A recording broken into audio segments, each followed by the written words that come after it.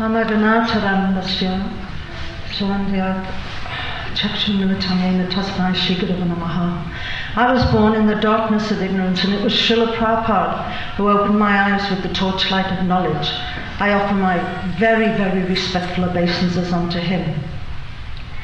It is, by all accounts, quite a sorrowful day today when we think about Srila Prabhupada, all that he's given us, all he's done for us, his wonderful personal association that we were fortunate to have, and now he went away so quickly.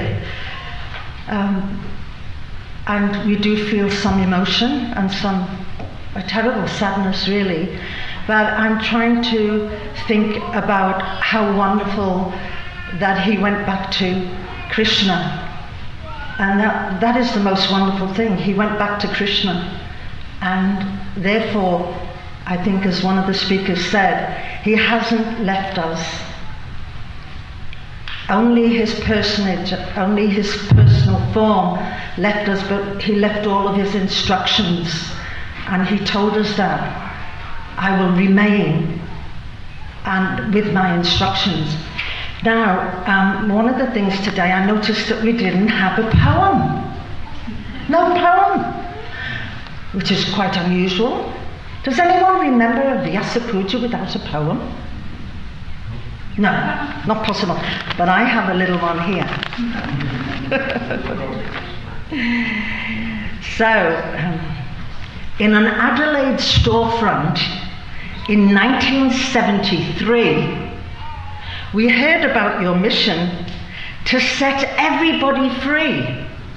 From ignorance and doubt, you led us to the light. The truth of all existence was clearly now in sight. An extraordinary blessing you bestowed upon us all. For so long we had hungered to recognize the call.